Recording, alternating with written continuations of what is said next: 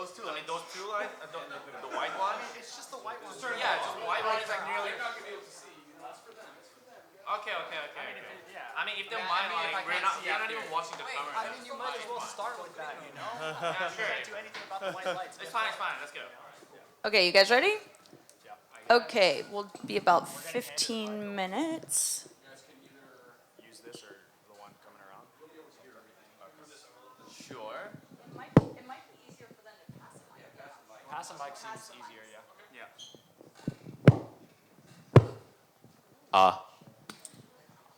My shot.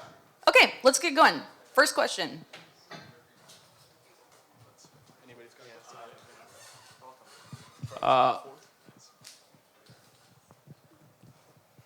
Hello, this is Travis Gafford for Travis Gafford Esports. For Rick, yesterday on a very popular podcast, Sebastian Park, head of Clutch, said that he believed Clutch were the underdogs going into this match.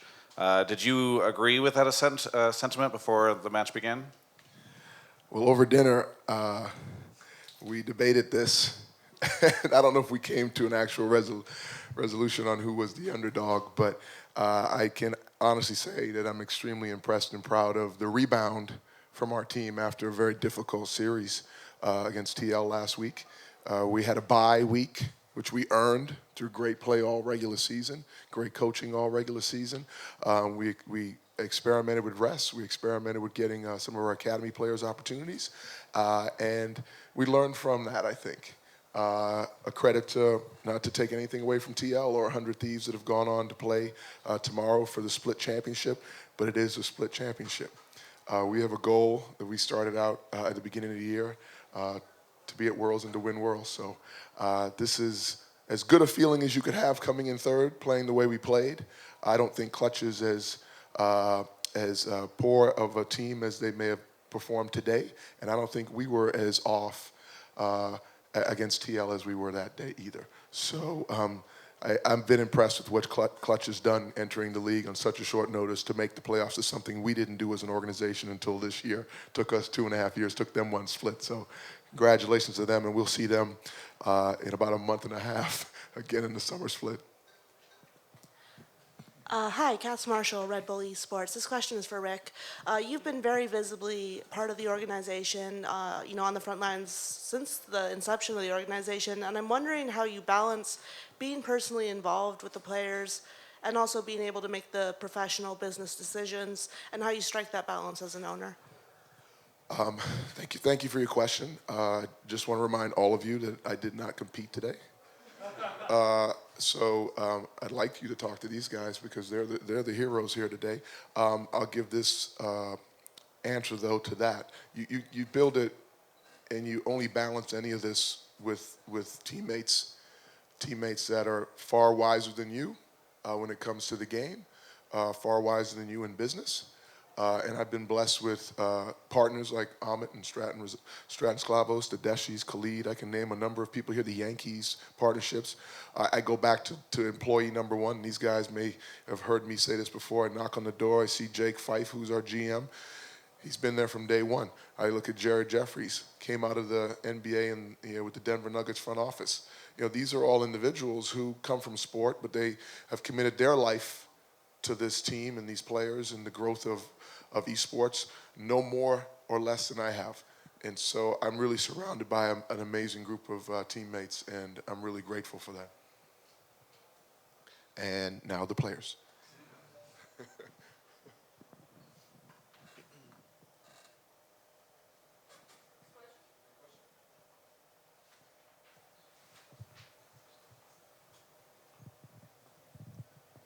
Question for Dardoch, Miles from ProvingGrounds.tv. Dardoch, you were everywhere today. If it was Olaf, it was Sejuani, you were making plays across the map. Talk about your communication with the team today and what emphasis you played in the victory. I think I just did, the jungler's job, which is, in my opinion, just leading through the early game because I have the best scope of how we're supposed to play from my POV since everybody else has to focus on playing against a human and I'm just farming NPCs. So my teammates they gave me all the information I needed. I gave them all the information that they needed, and we just played correctly off of each other.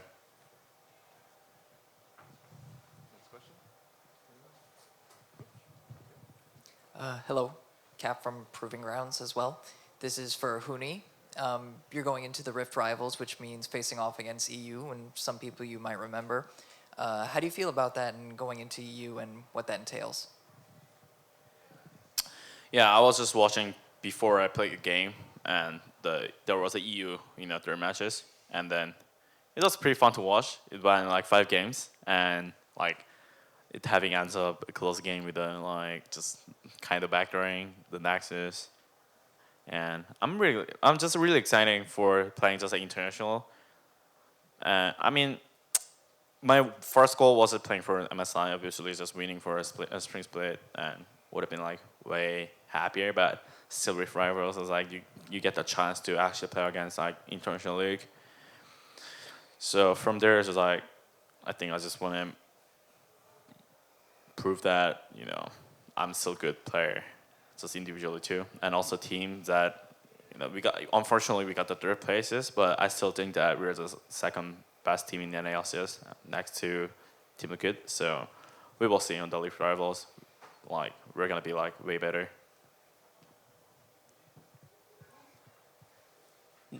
Chris, also from Proving Grounds. Sorry for Proving Grounds to hog the mic for a bit. This question is for Nick, coach. So it's been a year since you moved over to NA from OS. How have you achieved the kind of development that you and the team together have done in this time? I don't really want to take like a lot of credit for that. That this has been like a year where I've really done a lot. I think it's been a year really where I've done a lot of learning myself. What actually works for certain players and how to really build a team that'll work. And I mean, I've done pretty much a lot of failing during that time, really.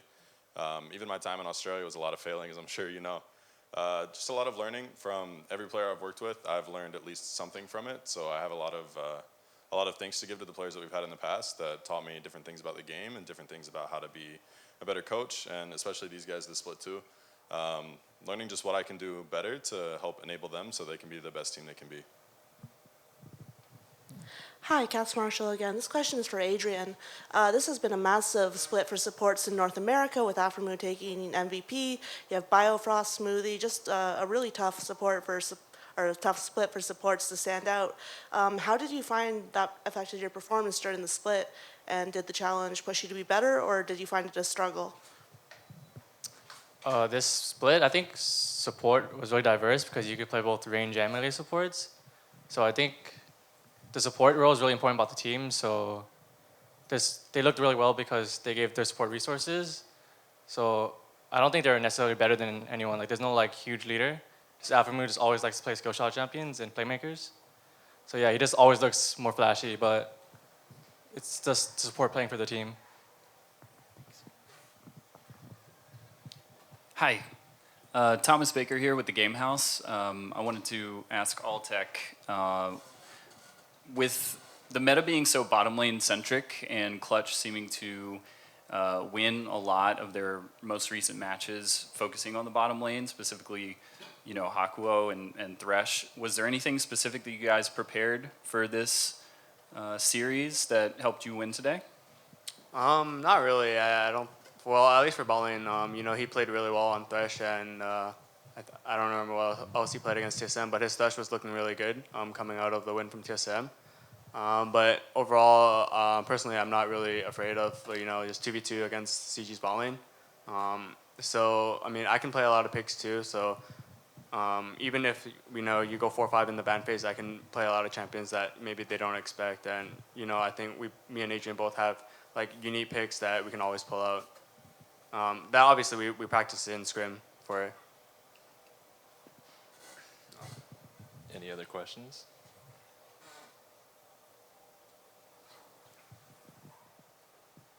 Really quickly, while you find the next question, I think there was a turning point this weekend for Echo Fox.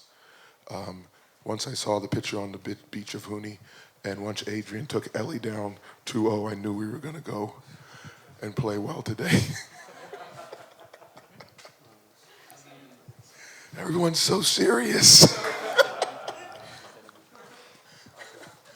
All right, to echo on that, this is Johnny, would you like to talk about your 2-0 of Ellie?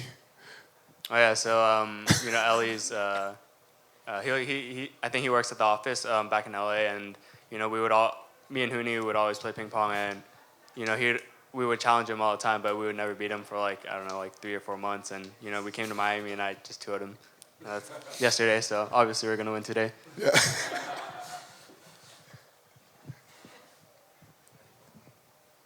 Hey, my name is Parks. I'm also with the Game House. To echo off your fun questions, I talked to Dardock a little bit earlier this year about his shoe game, and he kind of called Liquid out on having, they all got the same Yeezys, and he was like, you're making it lame. Like, I have them, it's really cool, but like, why do you all have them?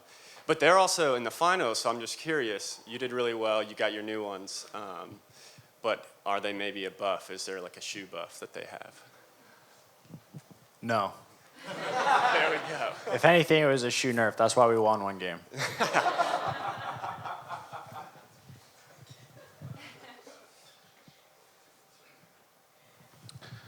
Travis again. For Ellie, if he's here, if not for Echo Fox staff, is there a chance that he threw the ping pong game yesterday to give Echo Fox confidence for their game today? No chance. Johnny Rue's the cleanest ping pong player. He was already nervous against me. I don't know if he's here, but he got shit on. Please quote that.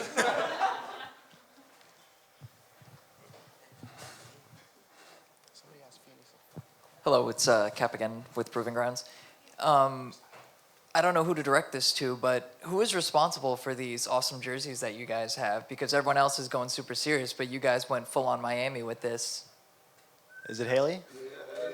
It's Haley. It's Haley. But we should represent their full name. Yeah, Haley Hay. She's great. Or Shady B.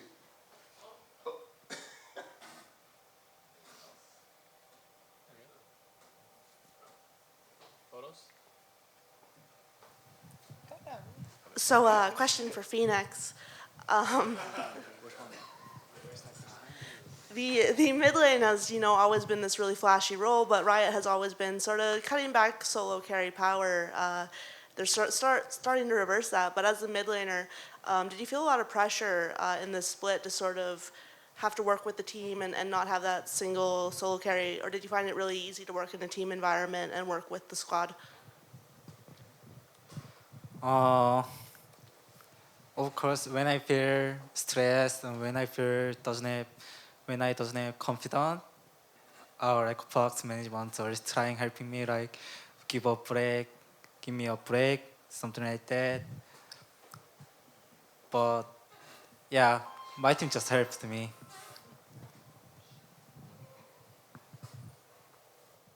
We got about 5 more minutes, so if anyone wants to throw anything else out there.